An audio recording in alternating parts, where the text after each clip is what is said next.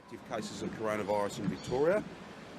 That's 4 new cases in hotel quarantine since yesterday. So this is the 12th day of 0 local cases, the 12th 0 day, and that's a great credit to the public health team and indeed every single Victorian who's still taking this virus and this threat and challenge very seriously. That's exactly the way it has to be. Until we get the community through that process of everyone getting the vaccine, then we have to remain vigilant, and we all need to keep playing our part. To that end, I'm very pleased to say that there were 13,973 test results received today. We thank each and every one of those almost 14,000 Victorians who got tested yesterday. That's a very strong number for a Sunday, and we, again, as we've said so many times, we have to keep those numbers up because it gives us the most complete picture to keep you safe, your family safe, and every family safe. And of course, it's for so long as we remain safe, we can remain open and not have to reimpose any of those restrictions that are so damaging and challenging. Now, as you know, on Saturday, the Chief Health Officer and I announced that from 6 p.m. Saturday night, people from the 5 LGAs that were declared by National Cabinet as a hot zone, a red zone in Brisbane, people would be able to return from 6 p.m. once they got a permit, isolate for the 3 days, get their test done in that 3 days, and upon the receipt of a negative result, they'd be free and clear to go about their business. We also at that stage indicated that the Chief Health Officer and his team would spend the weekend, a very long weekend, working very hard to assess each and every case and the epi picture, the virus picture in the Greater Sydney region. And that following that review, we had hoped to be able to make announcements today or tomorrow about releasing a number of local government areas or switching them from red to orange in the Greater Sydney area. Following the work that the public health team has done over the course of the weekend and following approval by the Coordinating Ministers Committee of Cabinet this morning at an early morning meeting, I can announce, and I have informed Gladys Berejiklian of this decision, all but the following local government areas, so 25 of the 35 Greater Sydney local government areas will move from red to orange at 6 p.m. This evening. You get a permit, you can travel back, you'll get an automatic permit, you can travel back, and you must get tested and isolate until you get that test result, that negative result, and then just like the Brisbane returning Victorians, you will be free and clear as well. So the following local government areas remain red, and therefore the rest, the balance, the 25, go to orange from 6 p.m. tonight.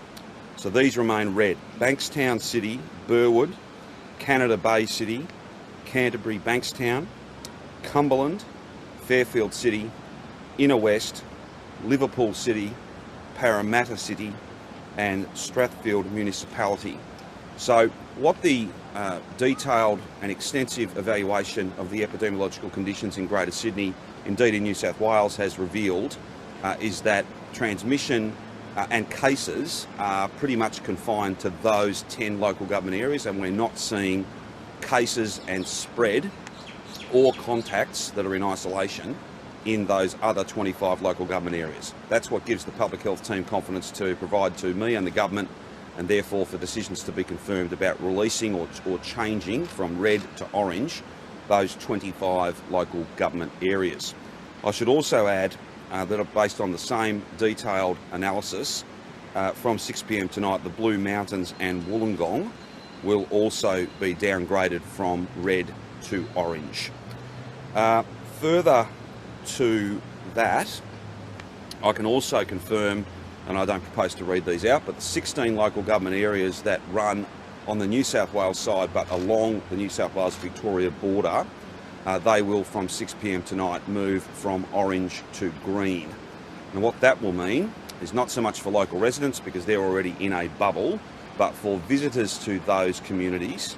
If you travel into New South Wales, you'll need a permit to come back, but you will not have to isolate and get a negative test.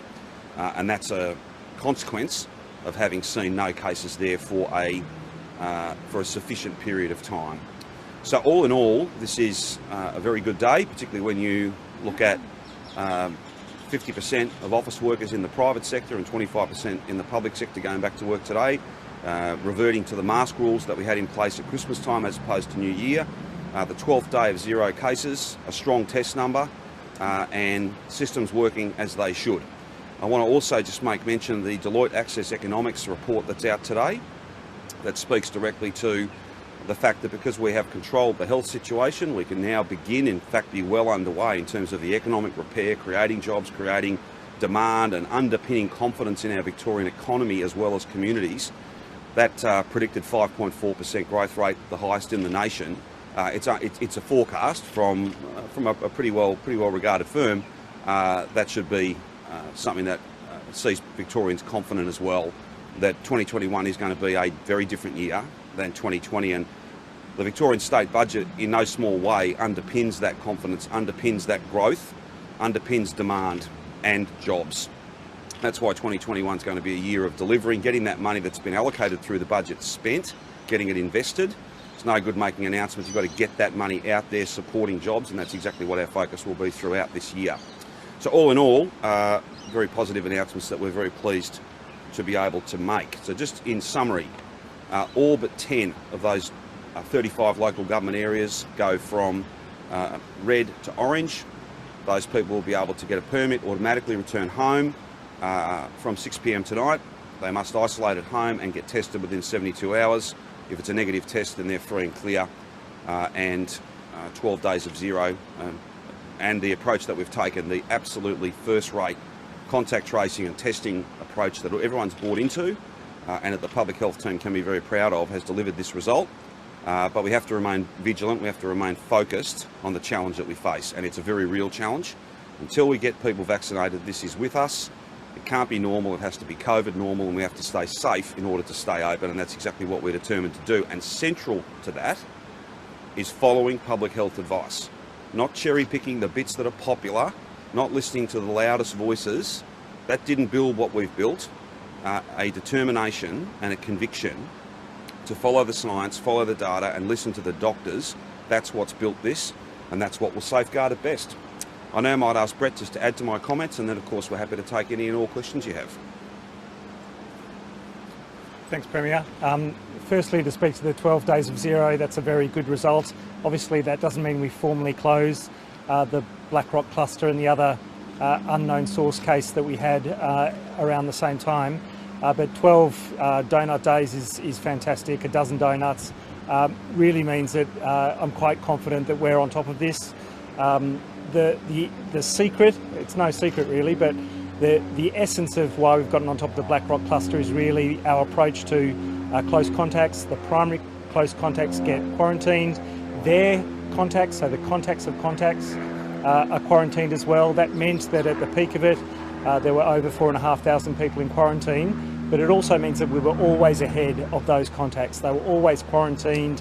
When somebody else turned positive, there weren't new exposure sites. It didn't trickle along because we got ahead of the curve. And that really gives me the confidence that the Blackrock cluster is looking fantastic, and I don't expect additional cases out of that really. And if there are, they'll be in the few remaining people who are finishing their quarantine period and won't lead to new exposure sites or new transmission. In terms of the situation on the Victoria-New South Wales border, clearly it's a good epidemiological situation. I hope that the green zone designation means that people can feel confident to go to those border areas for tourist purposes, and that it's a bit easier on those residents for a number of reasons. With respect to the pre-existing red zones in New South Wales, obviously all but 10 local government areas, mostly focused around the mid-western suburbs of Sydney, go to orange. Those remaining LGAs are really where the exposure sites are, where the remaining cases and remaining transmission is.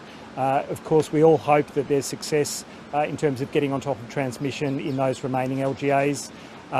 Of note, in addition to Blue Mountains and Wollongong, the Northern Beaches has come off those LGAs.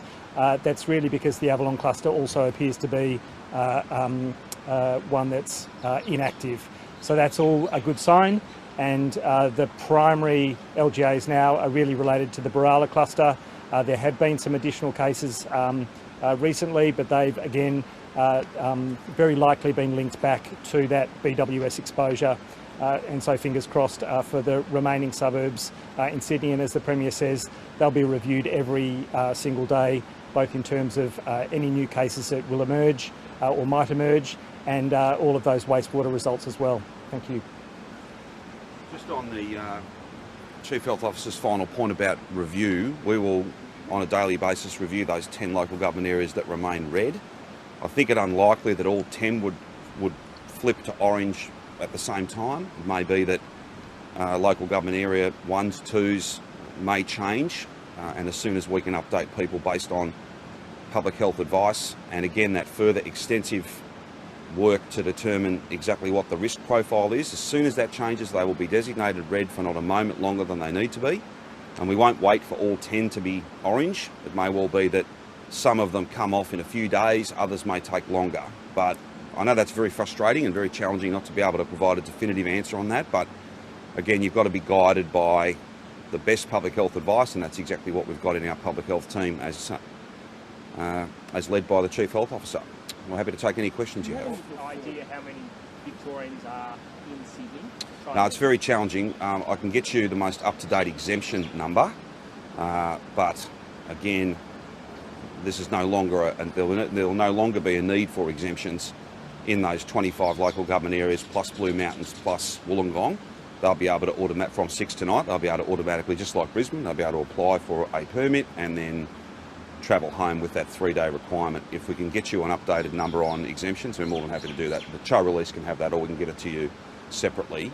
I also hope it's only been essentially, well, 6 p.m. Saturday to 6 p.m. last night. It's only really one full day of people returning from Brisbane. As soon as we can get you a total number of people, permits that have been issued, and a reconciliation of how many of those have tested, and we should see more of that information tomorrow as the second full day begins. And we get testing numbers through that, we'll get that to you also. Yes. Yes. All 4 are associated with the tennis, and they're all tucked away safely in hotel quarantine. And I know there's been a bit of chatter from a number of players about the rules. Well, the rules apply to them as they apply to everybody else, and they were all briefed on that before they came, and that was a condition on which they came. So there's no special treatment here. People are being treated because the virus doesn't treat you specially, so neither do we. As to what they require and their some of the commentary they've run, I think Tennis Australia is probably best to speak to that. I don't have a total number, Nick, but I'm more than happy to, unless Brett's got one, I'm more than happy to get you one. But it's obviously there's 4 more, and they're all associated. But again, the other point to make here is there's still plenty of time for the 2 weeks.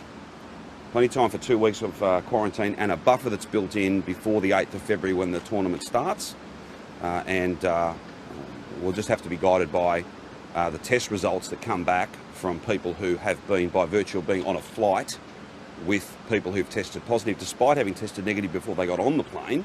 That'll all be guided by the actual test results as they come through. What do you make of Novak Djokovic's list of demands, including going to private housing? Well, people are free to provide lists of demands, but the answer is no. And that was very clearly laid out beforehand. So the notion that there's been any change, the notion that people weren't briefed, I think that argument really has no integrity whatsoever. And don't just take my word for it. You've got other players who I think on social media and in other forums have made it very clear that they were clear on the rules. I probably can't be any plainer than that. Is the government able to provide that document or a contract or whatever it's called about what's going to happen in quarantine for players with the virus? I think Tennis Australia would be the people to talk to there. Like they're paying for it. We've got a very clear set of rules and guidelines. Tennis Australia and the tour and both tours and the ITF beyond that, I think they're all engaged in this. This is a no surprises thing, and whilst people might prefer to do it differently, that was not what the public health advice said was safe, and that's not what's been put in place, and we're not changing that because whilst the event is very important, nothing is more important than making sure that we follow public health advice and keep the state safe. I don't think so. I think you've got a very small number of people who have tested positive. Their status at the end of a 14-day period, we'll have to wait and see. But it's also because of their proximity and the time they spent with other people who are deemed to be close contacts. They have to be quarantined. They can't be training as others can. Again, that's a very rigorous process for those who are allowed to. But we'll have to wait and see what future test results, and they're all tested daily, what happens with them. And again, I can't predict how many more positives there'll be, who they'll be, whether they're officials or media or players or whatever it might be. We just have to wait and see. But there is an extensive, if you like, bubble arrangement where the number of people that any one person would come in contact with is significantly limited, and that's the whole purpose of quarantining people away, not having them in a private home where they where they may well be coming into contact with other people, but in a rigorous hotel quarantine model where they have no close contacts, so that if they finished up testing positive or someone else finished up testing positive, you can limit the total exposure, the total number of people. That's the way many different sporting events have been run across the world in recent times, and that's the rules that were very clearly laid out before anybody got on a plane to come here, and those rules will not be changing. What was your reaction when you heard those demands? Oh, look, I've given it a lot of thought. I think I've made my position very clear, as it was made very clear to all those involved. And I think we have Tennis Australia's full support in the rules that have been put forward, and they were communicated to everybody involved in the event. Now, it doesn't mean everyone likes them, but that's not the world we're in. This is a wildly infectious pandemic. There are rules that need to be followed. They will not be changed, and that's the basis on which people came here. So some of those people need to have perhaps a clearer idea of the privileged position that they're in? Oh, well, I'll leave it to others to make judgments about those matters. I'm here not so much to be opining about how in touch with the real world some of these people are. That's not my job. My job is to make it very clear. People were told what the rules were. The rules will not be changing because public health advice is where those rules came from. Others can make their own judgments, and I'll leave them to do that.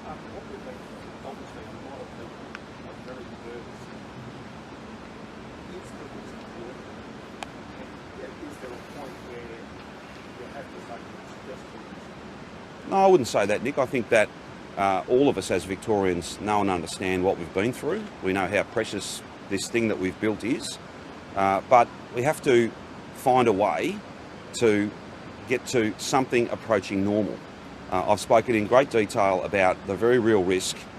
There's some out there, some people who, a long time ago were involved in politics, a very long time ago.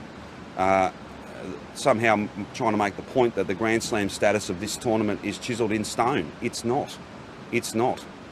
So we think we've struck the appropriate balance.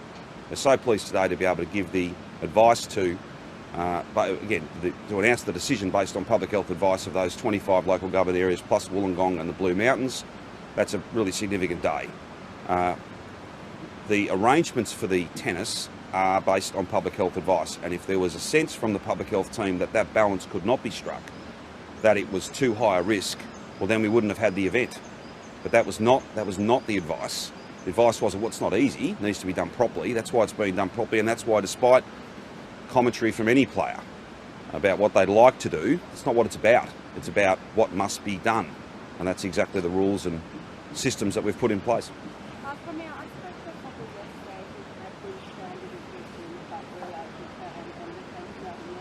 Yes. They said allowing the Australian Open format is a double standard. What do you say to that? Well, people are entitled to their own views.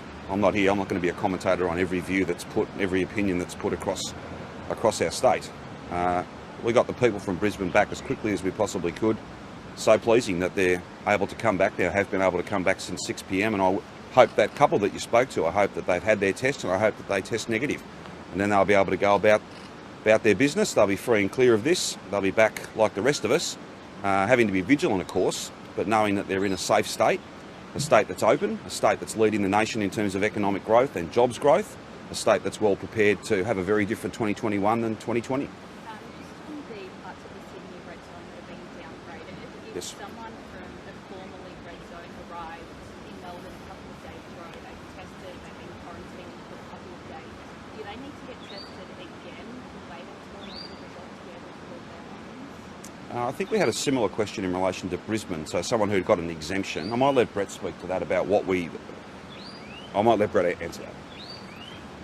Yes, Mayor, in the same way as we've previously allowed people who've been in quarantine in Melbourne to get that negative test and be released, we'll do the same for those who might have come from a previously red zone in New South Wales if they've been in quarantine in Victoria. So they will still need to be tested, wait for their negative results, and then they'll be allowed. Yeah, that's right. So there'll be a negative test in the same way as we would expect a negative test within that 72-hour period from someone coming from an orange zone now. Brett, the 4 cases in today's morning, are they extra cases to what we already know about the Australian Open, or is this just a reconciliation of what's come out over the last? No, they're new cases reported today. The full reconciled number will be in the Chief Health Officer update this afternoon. Does that include players? Sorry? Does that include players? I believe there's one player amongst those 4. And does that 4 include the person who came on that flight on Saturday morning? I don't know, I'd have to check that. That's my understanding, yes. And do you believe there's transmission on the flights? Because there are, I think, 2 or 3 flights where there have been people.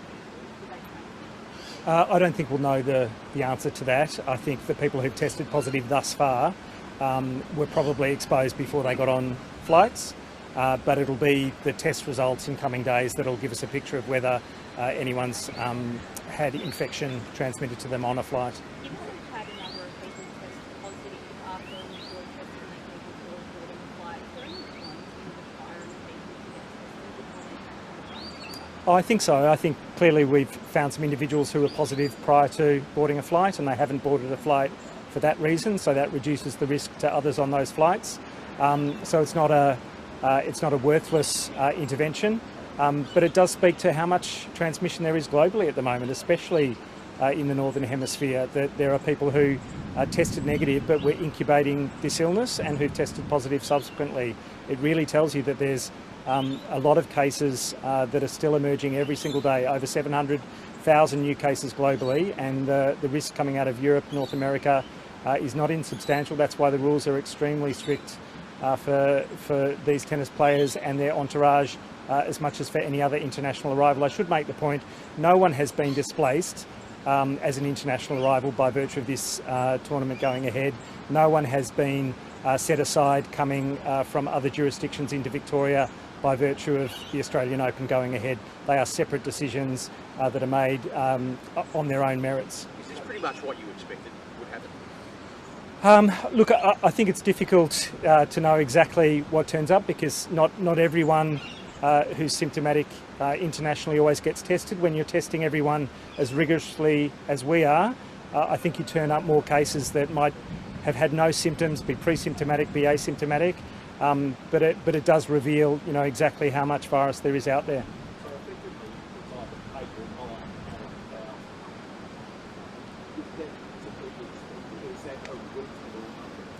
It's about the same rate as we're finding for other international arrivals.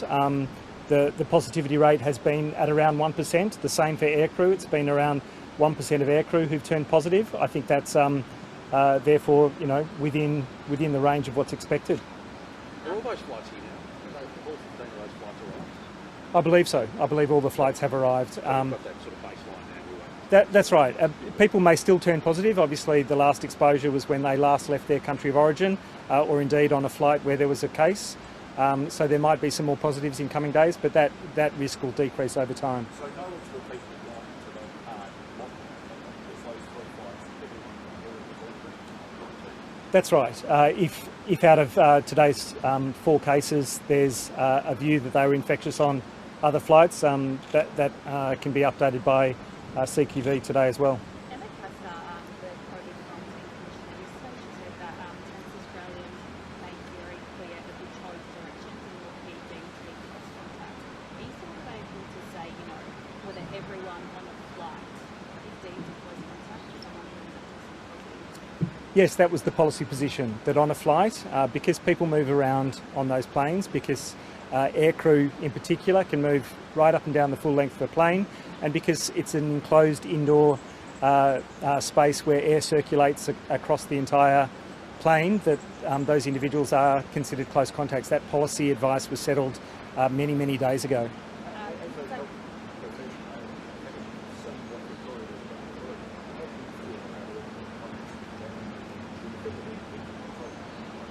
Oh, I don't want to be a commentator on either. I do reflect on the fact that Victorians have gone through a long lockdown.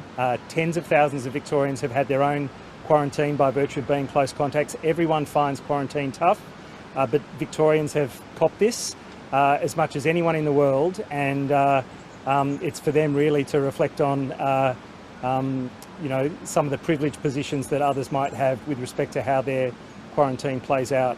Victorians have done it tough, and they don't expect special rules for anyone else. Can I just make a comment about... so we've got 33 active cases at the moment. They are all in hotel quarantine, or at least all but a handful. Like, the only way to guarantee that we had 0-0, you know, for the foreseeable future would be for nobody from overseas to come here for any purpose. So whether it's a returning Australian who are not affected by the tennis, whether it be someone coming here for work, whether that be seasonal work, a student, although I again stress, as I did on Saturday, reports that we're somehow about to bring thousands of students here are just plain wrong, or indeed any other reason you can think of. If we were, the only way you would have 0 until we vaccinated everybody is, and therefore not need a quarantine system, is if we closed our borders to the world forever, or at least until everybody was vaccinated, both here and indeed abroad. That's not feasible, that's not sensible, and that's not the strategy that National Cabinet have signed up to. But if anyone who thinks I'm going to apologise for following advice, anyone who thinks I'm going to apologise for following the advice of the people whose very advice saw us do what no other part of the world has been able to do, defeat a second wave, well, that's just not going to happen. These are very difficult decisions, but that Deloitte Access Economics outlook in terms of jobs growth, economic growth, recovery, leading our nation, is predicated on us having control of the health situation, and that means sometimes you've got to make very, very tough calls. Although it is very pleasing to be able to say that from Saturday night we've started to see those people from Brisbane come back. That's a terrific outcome. And of course from 6 o'clock tonight we'll start to see the vast majority of people who have been in Sydney. And we apologise for the inconvenience and the challenge that this is not the summer that they wanted, it was not the Christmas holidays that they wanted, but that's the nature of this virus. It's here with us, and it calls you to make tough calls. It absolutely requires you to make tough calls. And if you don't do that, then you put at risk everything that we've built.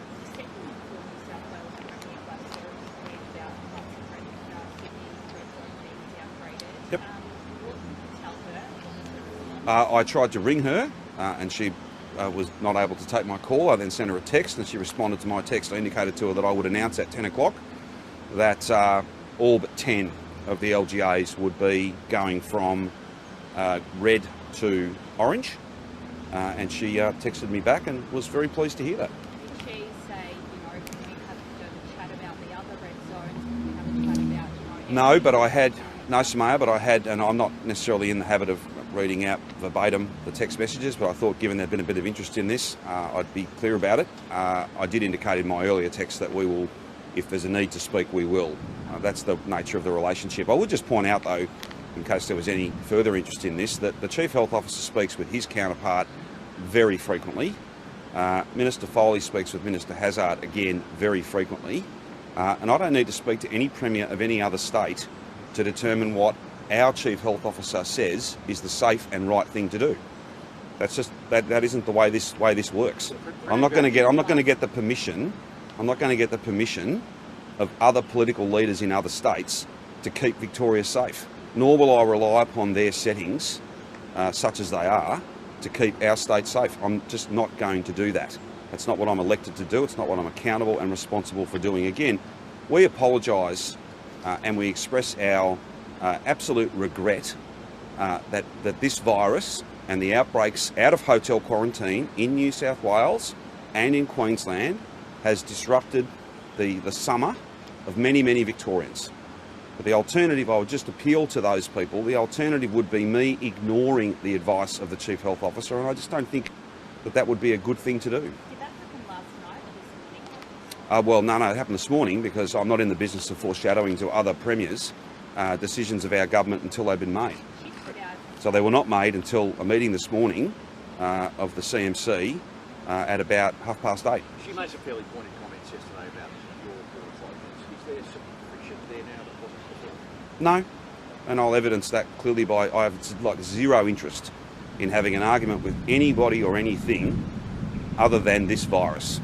I'm not interested in getting into that stuff, but there is some interest in it, so I've just given you a reasonably frank assessment of what the Victorian government's position is and the fact that I've communicated with her, which I thought was appropriate. And if we need to speak again on this or any other issue, we will. I've got a very good relationship with all First Ministers across the country, whether it's the Prime Minister or Chief Ministers or Premiers, and I think that served all of us well. She's hit out at you, your government, publicly a couple of times now. Minister Foley and you indicated that the working relationship between New South Wales and Victoria is good. Are you disappointed then that she's making those pointed remarks publicly instead of telling you privately? Samaya, with the greatest of respect to Gladys and other First Ministers, they're not the sorts of things that I spend a lot of time thinking about or getting particularly disappointed about. There are a lot of other things to focus on, like creating jobs, keeping the place open, going to 50% of office workers today in the private sector, the Christmas mask rules instead of the New Year's ones, all those things. And look, I hope that we can get that list of 10 local government areas down over time when we get the advice that says it's safe to do so. Again, I do make the point, I don't think it'll be all 10 switching on the one day, but we wish all of our colleagues in New South Wales well. We hope that they bring a sense of control to all those cases, run them all to ground, mop them up as they sometimes call it, and then we'll be able to have those local government areas go orange. And indeed, hopefully we can have a situation where Sydney can be in fact green. That'd be an absolutely fantastic outcome. Just as Brisbane, I think, is probably poised to do at some point soon.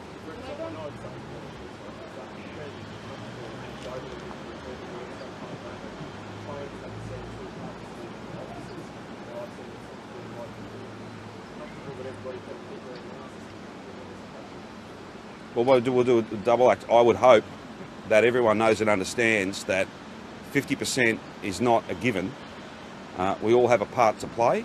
There are some settings where a mask is needed, public transport, for instance, or if you're in an Uber, taxis, all of those sorts of things. If we all keep playing that part, doing those things that are inconvenient, no one's necessarily enjoying them.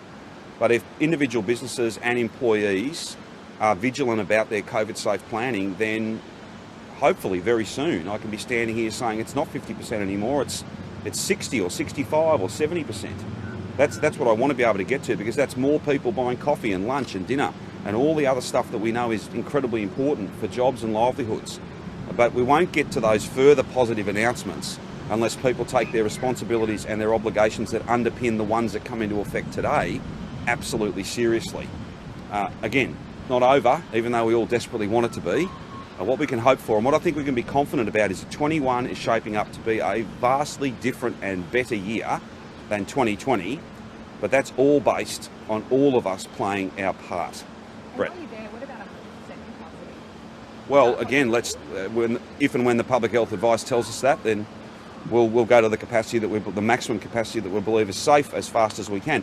I would just say, and I'm not barracking for this outcome, and I've tried to be pretty frank with people. In talking with a number of very large employers, and I will concede it was before Christmas, and maybe there's a sense of fatigue in terms of their staff surveys, and everyone was looking forward to a break, and maybe there'll be a different view now. But some very, very big employers were reporting to me that they had surveyed all of their staff and that they were expecting that on any given day there might only be 50% of people back at work. So that's the mix between working from home and how that does work for some people, and some people have changed their routines and have found that to be good for them and their family, but also not really a negative in terms of their output and the contribution they can make to their employer. So again, we won't know, but I want to get that number as high as we possibly can as soon as we safely can, and then it'll be a matter of some of those agreements that have been struck or need to be struck between bosses and workers about what each working week looks like for people. But I don't think we're going to see a situation anytime soon where it's 100% of people at work physically 100% of the time. I think that for many people they're going to want to hang on to at least a portion of that working from home. But again, that's not for us. That's a matter for individual businesses. But that would certainly seem to be the trend. Brett. Certainly in terms of public health behaviours, Victoria remains best in country. Whenever I look around, I continue to be impressed by the way that Victorians follow public health advice, whether it's wearing of masks, in particular on public transport, those indoor retail settings where it remains mandated. Victorians do the right thing, and I think that's partly forged by our tough experiences, but it's also the real sense, the community sense of Victorians protecting other Victorians. That is the very best thing to see each and every day. I think that'll carry through with COVID-safe behaviours in the workplace and in any other setting in Victoria. Not everyone's happy with every bit of advice each and every day, but Victoria continues to really show the way in terms of how to keep others safe. It's not an easy thing to do, to maintain public health behaviours that protect people, because it stops transmission occurring. You see things not occurring in terms of transmission, and so it's very hard to continue to prosecute why that's so important, but it really is of critical importance. It's what brings clusters to a close. It's what stops additional cases emerging. The mask wearing that's happened in Victoria has probably meant that we haven't heard about additional clusters because they've never taken off. I can't say that definitively, but I'm pretty confident that there will have been other cases imported into Victoria that never went anywhere because of the public health behaviours that Victorians have really led the charge with.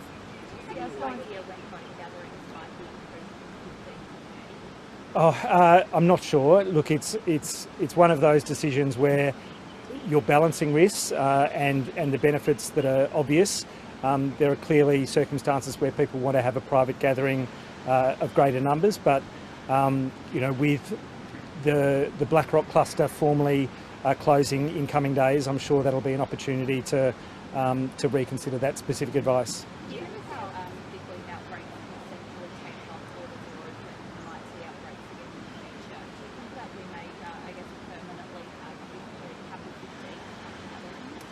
I'm not sure that has to be the way. I did say at the last press conference that the introduction of the vaccine will be one of those really watershed moments where for workers at ports of entry, for workers in hotel quarantine, and then frontline workers in the health services and aged care can really give us greater confidence. There will always be a baseline level of settings to protect us from the risk of transmission, but it will give us greater confidence that we can go to much more normal settings. I don't think it'll be a dramatic change, but I think it'll mean that if transmission's controlled within the country, and then there's that protection at ports of entry wherever an incursion might occur, then we can look very strongly to some more liberal settings for gatherings. I certainly hope not. We need to be ever vigilant. You can sometimes get a cluster emerge where there are unknown source cases and it's geographically spread and the numbers are all of a sudden 20, 30, 40 in a day. If that occurs, we'd have to have that on the table as one of our tools. But it's clear that we got on top of the Blackrock cluster by virtue of the primary and secondary close contact quarantining. That works very well. Yes, a lot of people go into quarantine, but the rest of Melbourne, the rest of Victoria really carried on as per normal. The reason why I wanted to ask that is because obviously police have dropped both of those COVID-19 fines now. Premier, if we were to go back into lockdown, do you think that that's undermined? Well, no, what I'd say to you is that Victoria Police are completely independent of the government. That's not a decision the government's made, that's a decision the Chief Commissioner has made, and I'll leave him to speak to the reasons why he has done that. Again, ultimately, each of us have got a profound responsibility to play our part. We didn't achieve what we achieved in 2020 because we all flouted the rules, or we all thought, oh, well, some of this conspiracy theory nonsense that this thing's just like the flu and it's a common cold. No, it's not. No, it is not. And again, it gives me no joy to say this, but just turn your TV on for 5 minutes and see what's happening in the States, see what's happening in the UK, in Europe, in many parts of Asia. They are not living the life we're living now because they are overrun by this thing. So we've all got a part to play. You shouldn't have to issue fines. You know, people should know and understand that they benefit. They benefit in many different ways by what we've built and safeguarding that, absolutely preserving that. And that's what all these difficult decisions, for instance, locking Victorians out of Victoria, never a decision taken lightly, but on the best of advice. The same advice from the same people who steered us through a very difficult 2020. We're all determined not to go back to that. But is that not seen the wrong message that effectively people get away? Well, I don't believe that's the message that's being sent, but again, I'm not here to be a commentator on decisions that a rightly independent Victoria Police Force have made. The exact details of those decisions, why they've done what they've done, I know it's not convenient, but you've got to speak to the Chief Commissioner about that.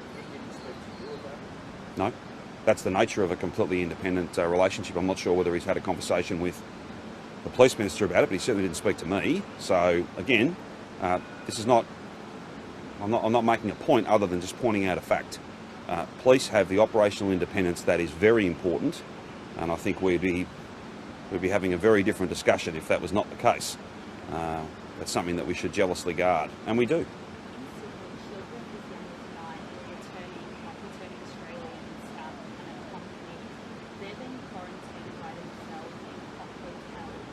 Yes. For 2 weeks. What are the rules around minors or minors who are returning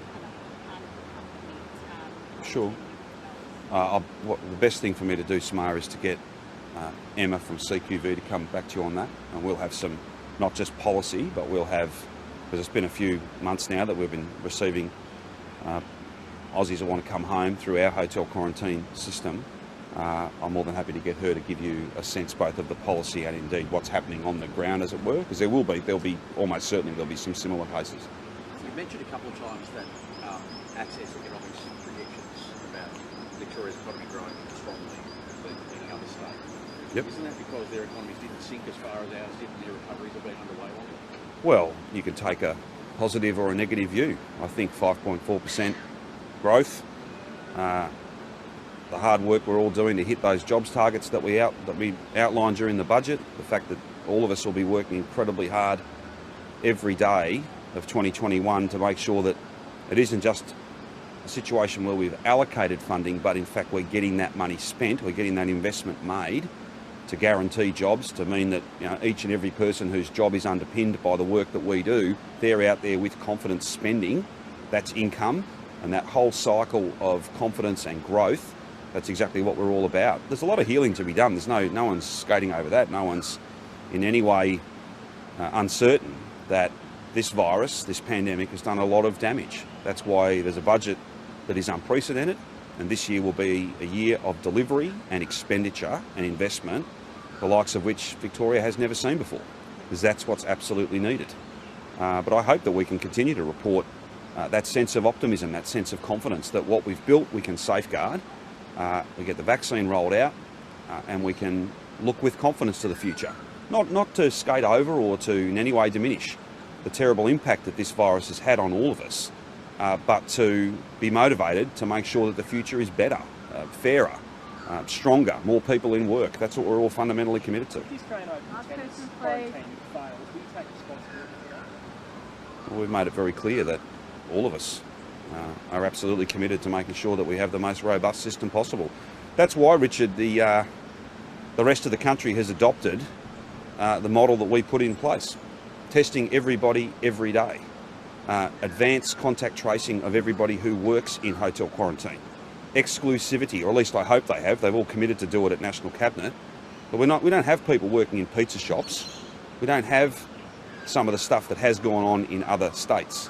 And we put that to the National Cabinet. AHPPC endorsed it, National Cabinet's endorsed it. I can't speak to exactly whether every other state has made the changes that National Cabinet agreed to, but we take these matters very, very seriously, and I think the quality of the system is well evidenced by the fact that everybody else has essentially copied it, or at least committed to. Have you been in touch with the Prime Minister? I know it's been on holiday. I think he's back today. Have you been in touch with him regarding, or has he reached out to you regarding these border issues? Oh no, I didn't bother him while he was on leave. I think that Jacinda might have been speaking with Deputy Prime Minister McCormack, and I think Marianne might have also, in relation to seasonal workers and stuff like that. I can't tell you, I had a conversation maybe 10 days ago with the PM about some of these things. And I said to him we would always follow advice, but we would get people home as soon as we could, and the borders would be shut not a moment longer than they needed to be. With the Australian Open content is successful, is that a model? Would you use that capacity, I guess, to bring you back here in Australia? Yeah, well, this is an interesting point that's not been necessarily picked up on. Tennis Australia are essentially paying for a system that will mean a whole bunch of staff are trained, and will mean we are able to step up and take more return travellers, more than we would otherwise take. I'll have announcements to make soon about, and I have agreements with the Prime Minister about us doing more. That's only fair, and we will have more than the numbers that are coming back now, all of which are unaffected by the tennis, or seasonal workers or any of that. But I'll have more to say about seasonal workers, and I'll have more to say about more Australians getting home. This airline decision over the weekend is really challenging, and I think it's a good thing that the Prime Minister, I think, has foreshadowed that there will be extra flights put on by the Australian government to get people home.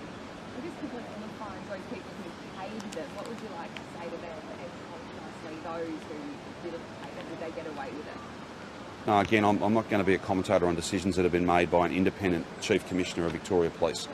You would need to speak to him about what decisions he's made and the context in which he's made them. But is that unfair? I'm not here. I'm not. You guys are about these sorts of matters, opinion, commentary. That is not my job, and I'll always reserve the right to not necessarily be a commentator on various matters. People can make their own judgments about what I've said today, but I'm not going to be adding to those comments. You need to speak to the Chief Commissioner or whoever he delegates to talk to you about the decision that they have made. Not a decision that I've made, a decision that they have made.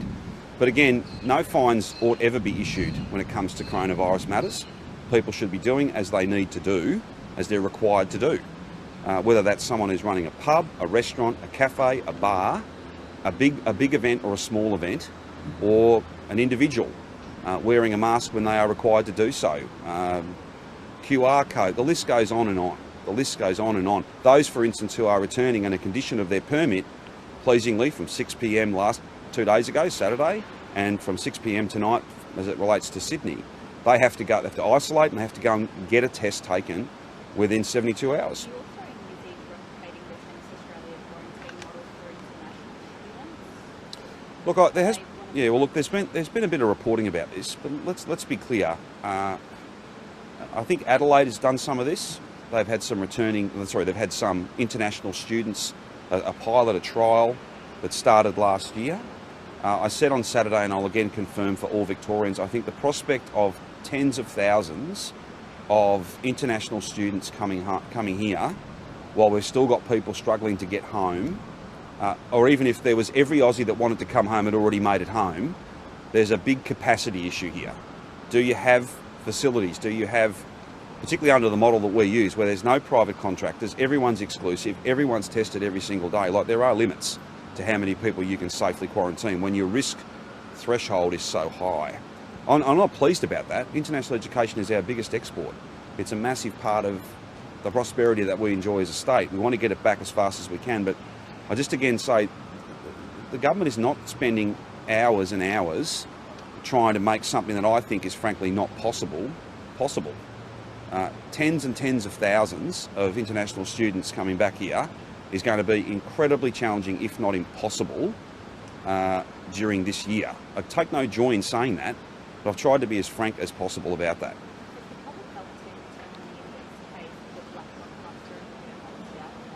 I might let the head of the public health team answer that. We haven't definitively identified the index cases for the Black Rock cluster or for the other case.